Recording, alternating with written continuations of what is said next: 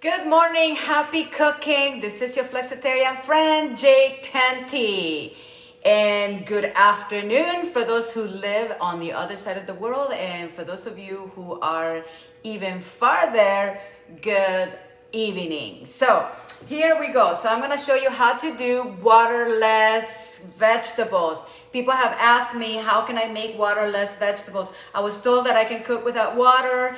And so now I don't know how to cook without water. So it's not necessarily cooking without water, but it's more so cooking with less water, if you will. Some vegetables you can cook without water, but for the most part, the rooty booty vegetables are basically the ones that you need to add a little bit of water. So what are the rooty booty vegetables? The rooty booties, I call them rooties because they come from root. They're kind of on the bottom, they're close to the ground.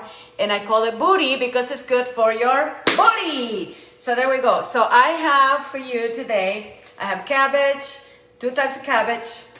Don't be shy. And I have some sweet potatoes, which are incredibly amazing on vitamin B, especially if you're pregnant. Did you know that vitamin B is actually water soluble? So you have to replace it every single day.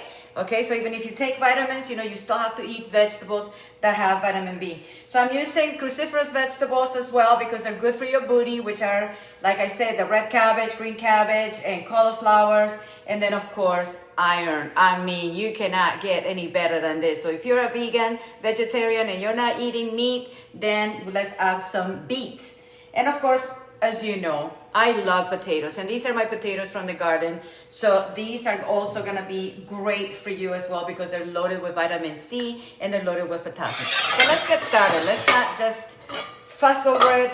So the first thing that we're going to do is cut the vegetables, right? So common sense, you can use the Saladmaster machine or you can just use any knife will do. So I'm gonna put some potatoes over here and cut them relatively small because what happened is if you don't cut them around the same size, what's gonna happen for you?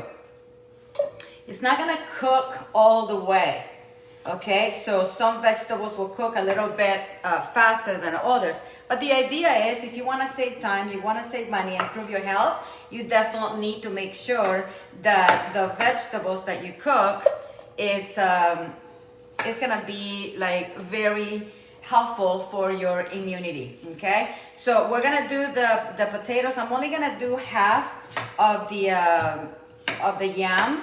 So like I say, if you want to use the machine, you can, but in this case, for those of you who don't have the machine already but you do have the cookware, then I want to make sure that I want to show you how to do this as well. So there's no rhyme or reason how I'm putting the vegetables on each of the little sections.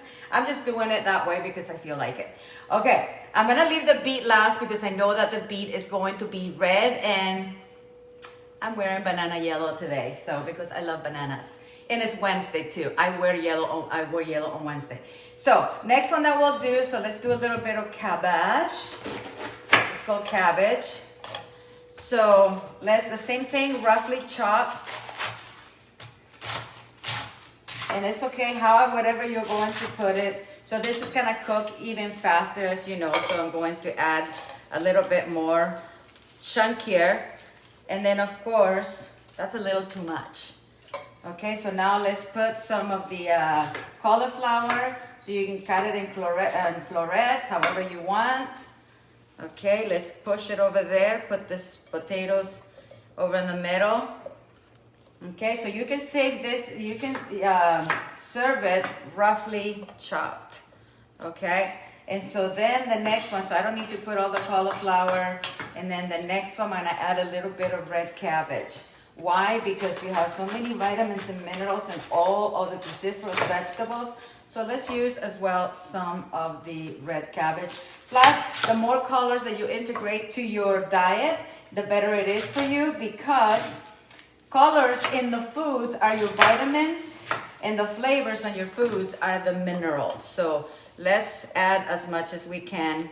And then the next thing is the beet. Super simple. Take the beet and let's cut it into a few more pieces. Okay, put it in the middle if you wish. Doesn't matter where. The only reason why I left it last, like I said, is just so in case I get a little bit of reddish in there. So this whole thing goes just like that. Let me move this out of the way because there's another recipe that I want to share with you. This is good. You can go to the back. Now for the waterless vegetables, because these are not peas, so it's easy to cook peas without water because it's usually frozen. It's easy to cook corn because it's usually frozen corn without water because it's also very small and it's easy to cook. So anyway, with this, all you have to do is just take a tiny little bit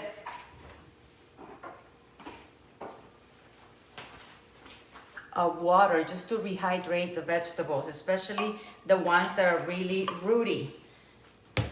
Okay, so you see this is about half a cup. I'm not gonna use it all. I'm just going to rehydrate the potatoes and a little bit of the cabbage.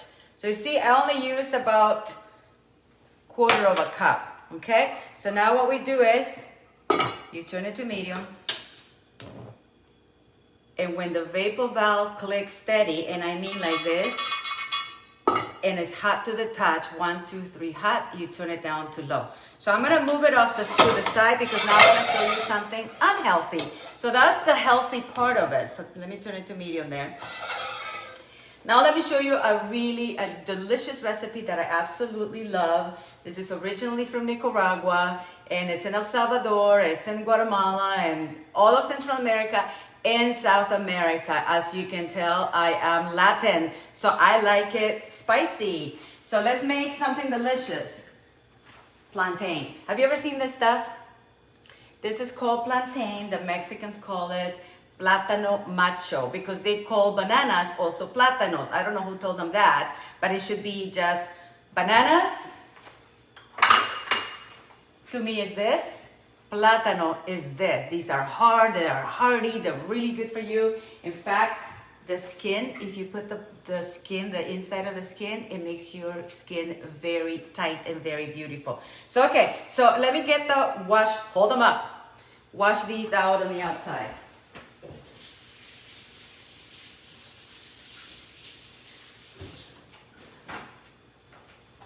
So these here, they're very gummy. So they're, sometimes they will leave like kind of like gummyish in your fingers.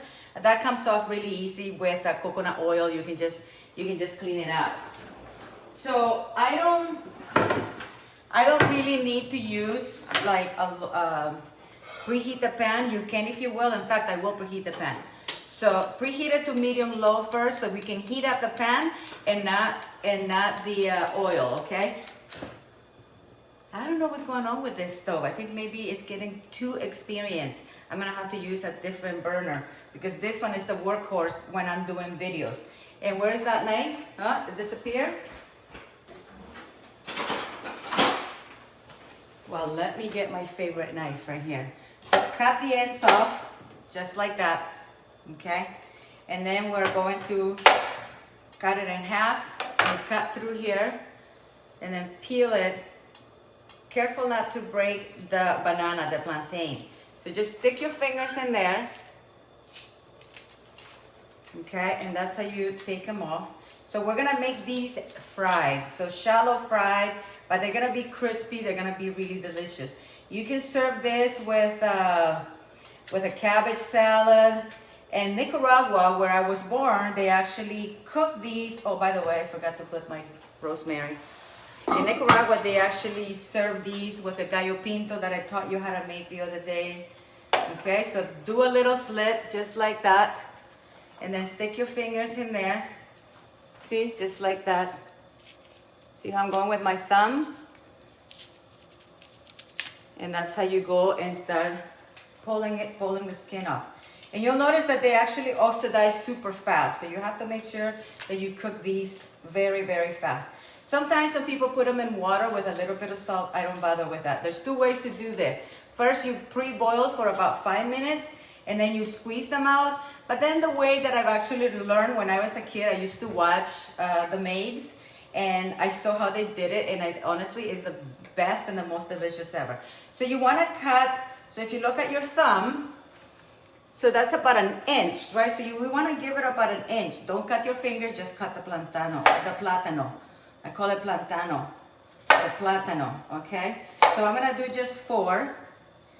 And then on this side too, because we're gonna squeeze these bananas, okay? So I'm only gonna do 1 plantain, so in that way it'll give me time for the vapor valve to click and for me to show you the vegetables, how beautiful they come cooked.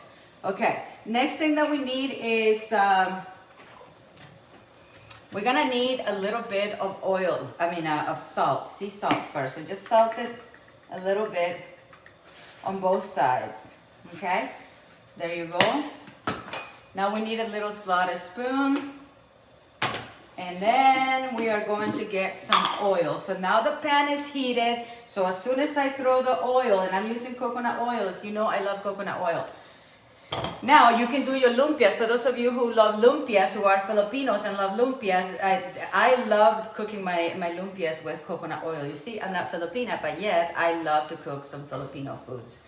There are certain recipes in the Filipino community, in the menu, that I absolutely love and adore, and I will eat them and I'll cook them at home and I'll feed them to my family because I love foods from around the world. I am not shy. I love Indian food. I love Italian food. I love Spanish food. I love food, period. Okay? So the oil is already heat up. Look at how quickly it melted. So now we're going to put this before it starts splatter.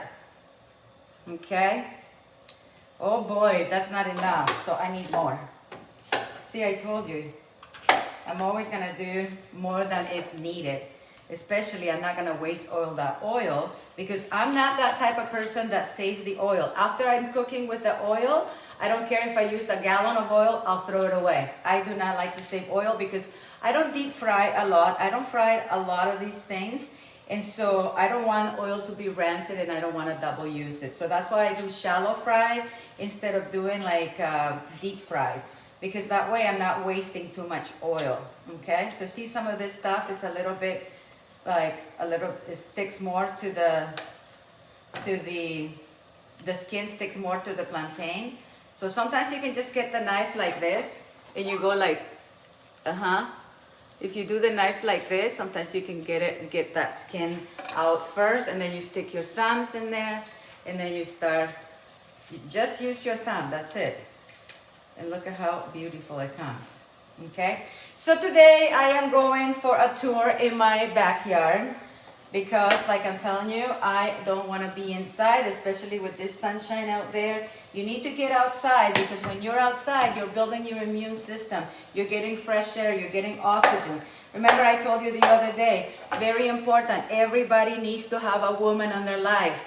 And woman means water, oxygen, minerals, antioxidants, and great night sleep. That's what woman means. So get a good woman in your life, okay? Even if you're a woman, you get a good woman, okay? So there you go. I already salted them. This is a little bit too big.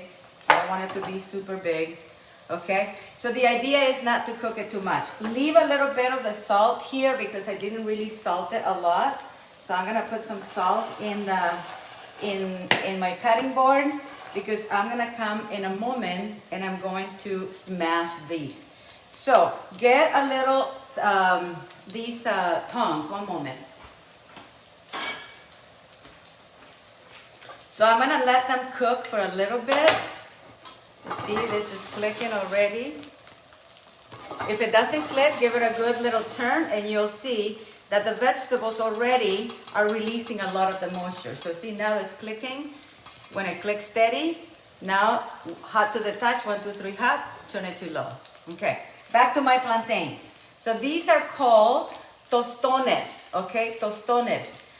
Some people call it patacones, okay, patacones. This is not a Mexican dish. You will not find this at any Mexican store. You have to be from Veracruz to actually get a hold of these bananas. Most people put this in soups and they're absolutely delicious. They fill you up a lot fast. Very, very fast. Me, believe me, oh, no wonder why it's too low the temperature. You can give me this any day and I will eat it. Cubans, they actually have a ton of this. They call them patacones in Cuba. But in my country where I was born, well, this is my country now, the U.S., but Nicaragua, where I was born, they call it tostones. Sometimes people say patacon, but that's not really a Nicaraguan thing. Okay. And Nicaragua is in Central America, not in Nigeria. Some people go, Nigeria? No, Nicaragua. Okay, so there we go. So just let them cook for a little bit. It's very important that you get a piece of cloth. I mean, I can press them over here, and in fact, when I was in Peru, look at what I bought. A little cutie patacon. You put the thing in there, and then you press it, and then you get the patacon. So if you want to build one yourself, this is what it looks like. Look at that. So I bought that there. It even has my name. Look at that. And it says pataconeria. That means that Ecuador. This is what I bought in Ecuador. So that means in Ecuador, oh my God, they eat plátanos like going out of style. That's the reason why I fell in love with that country, Ecuador, because they eat plátanos on everything, more so than potatoes.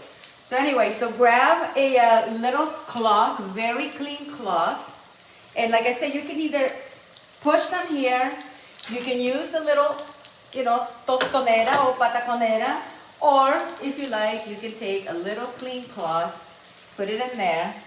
As soon as you see it a little bit more yellow like that, or even like this, then you bring it over here and you press it down. Okay? And so that, my friends, is what they call patacon. And then you bring it back and we'll refry it. So these are getting a little bit too done already. I'm going to lower the heat because I have it too high. And then just bring them back in here. Okay, so squeeze. See how quickly now that they're going? Squeeze, like even with one hand. And bring them back. Oh, that one broke. I gotta go fast now. See, when it's a little bit more cooked, you have a beautiful consistency. And I'm gonna have to take some of them out because I don't want them to overcook and now they might be overcrowded. So see, that's why sometimes you can boil them first. I call that parboil. So keep it about a medium high. Okay, squeeze. So if you've seen this plantain and you did not know what to do with it, these are delicious on a side. Like if you have a chuleta, bistec, or something like that, these are amazing. Put a little bit of vinegar in them and you're set for life. Okay, throw them in soups. They're amazing in soup as well. So give it a little brown it on the other side. Look at this. Keep the heat between medium and medium high, but no more than that, because look at what happened when I did a little bit over on the high side. Okay, so I'll continue with this. So see, much nicer when you cook them a little bit, they actually quickly respond. Look at how beautiful. Look at that. Oh, fantastic. Okay, give it another little squeeze on the other. And there you go. So if you need to put a little bit of extra oil, you can. And you can add it, because the pan is already hot. Okay. So that, my friend, is patacones. So for those of you who are Latinos and you wanted to know how to make it without being deep fried, this is the way. And this one, I don't like it because it's too thick. So I'm going to bring it out. And I squeeze. Now it looks better. Oh, that one is gone to the floor. That one, they said, is for the floor. So the floor gets a little share. Okay? So there you go. So do not overcrowd so they can get really beautiful. So that's nice. So keep it really nice and brown. Okay, and my vegetables, like I showed you, they're already clicked. So I'm just gonna let them stay there at low temperature, and you will see you will not overburn or overcook, and they will be just perfect. Now, the last one is, I got a text today. Somebody wants to know how to make beans. So I'm going to use my multi-purpose pan. So now to show you how to make the beans. I'm gonna take a paper towel here because these are already crunchy. By the way, you can eat this as a side with lechon, chicharrón. I mean these, like I said, or as a snack, you can just eat them by themselves. Look at that, absolutely beautiful. Gorgeous little patacones, tostones. You can call them whatever you want. Fried plantain, doesn't really matter. If you're in the LA area, you can get these at some of the Cuban restaurants, okay? Not gonna mention any names because I don't really advertise for anybody. So turn it off, that's completely done. And then I'm gonna show you, I need the handles.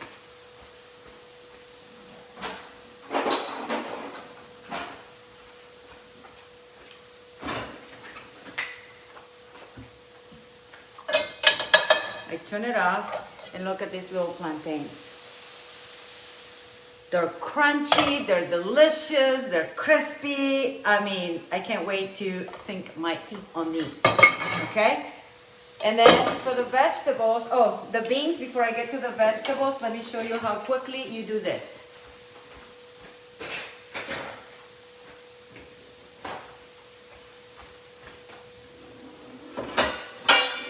But before I do that, I don't want these to get all greased up, so get a little piece of paper towel and take your little patacones, tostones. Why do I keep calling patacones? Probably because I was talking about Ecuador. I love Ecuador, especially Galapagos. It was absolutely beautiful, okay? And look at that. Even though I didn't put a lot of oil, look at all the oil left over. So you don't need to use a lot of oil when you're frying. And look at this. So they're almost like greaseless. The vegetables. I can't tell you enough how amazing these vegetables are. I turned off the stove and let me show you real quick for the vegetables. You can put the handles anywhere, everywhere.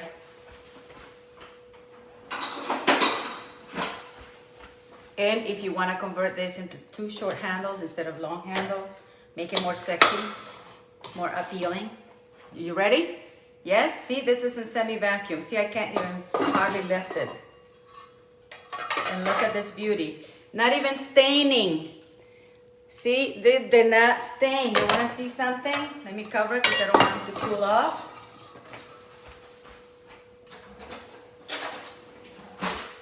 So, I'll show you. Look at the sweet potatoes. It just cuts by itself. Mmm, delicious. And look at my beautiful red potatoes. Mmm, just got beautiful. Okay? Want to see the beet? This is the rooty booty, guys. Look at these beautiful beets. And no staining of the rest. Oh, this would be great. Look at that. Super soft. Nice. So you see, folks, it is possible to cook without water. And by the way, all that water was already, you cannot see water at the bottom. Oh, you want to see the cauliflower? Look at that. Tender. Woo! Hot, hot, hot. That's silly, right?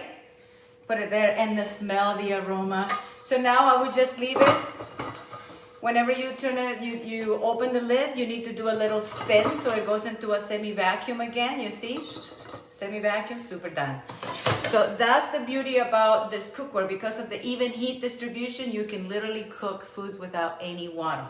Not beans, not rice. You have to use water because those are dehydrated. So you need to rehydrate it. That's the reason why I just only pour a little bit of water over the potatoes. I pour a little bit of water over the yams. I put it in, and it was just a tiny little bit, and all that water is disappeared. I don't have to throw away any of the water. The water, it's already been absorbed by the potatoes and the cabbage. The cabbage has a lot of water. You can cook it without any water at all. So to do the beans, super simple. I'll show you.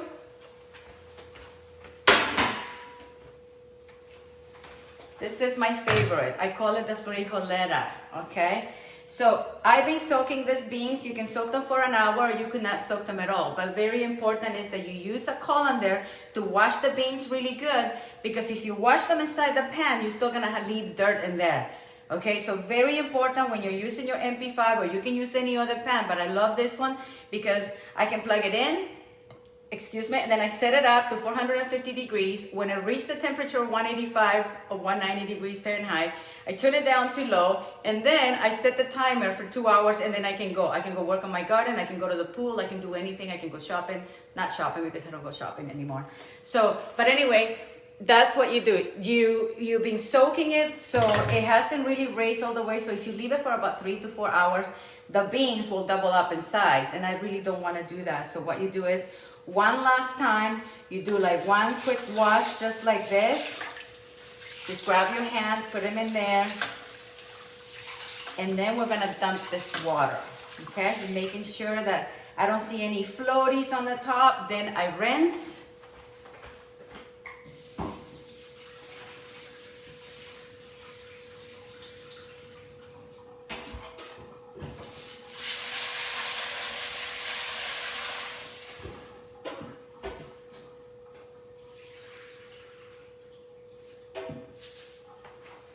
So, okay, so there's the beans without the water now. Okay, and how much water do I add? Very simple. Take water. And then just leave. If I have a little bit more water, I'll dump more water. It's very important that you leave at least 2 inches. So see, 2 inches above the beans, okay? And then what you do is you put the lid on, if I can find it somewhere. I had it here. Okay, oh, there it is.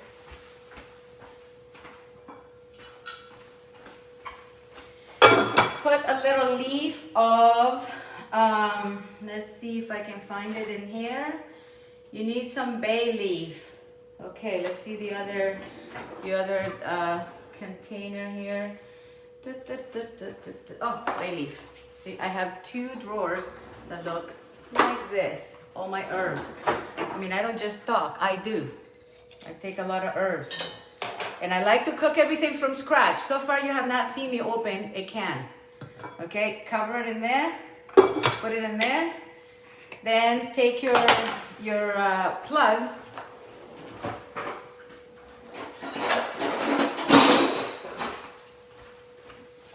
What you do is take the plug. You see this button right here that says temperature?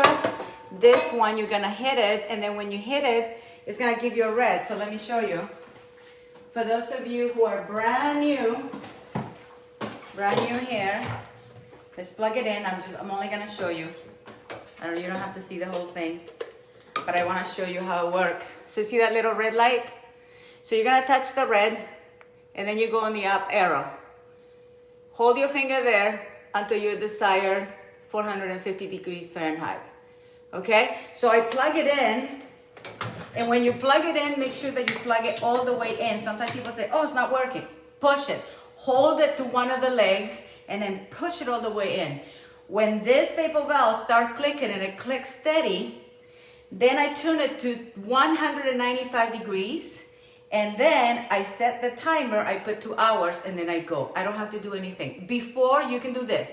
Before you turn it down to low, you can open it, and then you can see if the water has been absorbed too much. Then if you need to add more water, add boiling water. Always have boiling water. That's why I always have my tea kettle, because if I need extra, which I will fill it up again, which whenever I need boiling water and I'm cooking something like beans or soup and I need to add the water, always hot water. Okay, so now I'm just gonna leave that at that. So I hope that you enjoyed this recipe today, and that you're gonna go home and tell all your friends all about it, that you saw today how to cook vegetables without any water, really. It's like virtually no water. So I call it waterless, rooty booty. So remember to share, remember to love, and remember to have a watch party so you can really share the benefits of cooking in this type of equipment called Saladmaster, made in the USA. And if you want to have a virtual show, send me a private message, make a comment over here, and I'll make it happen for you. We are all over the world, so wherever you are, contact your nearest dealer or send me a message, and I will. If you are like in India, you're in like Qatar, you're in like the Middle East, you're in France, you're in Italy, you're in the Philippines, you're in Germany, you're in Sweden, I'll help you get to your nearest person that can do a cooking show or even a virtual show for you, and you can get gifts, all kinds of gifts. So anyway, God bless you. God bless us all. I'm going to get to my patacones, tostones. God bless us all. And until then, have a happy, healthy, and wealthy day. Ciao. Stay happy always.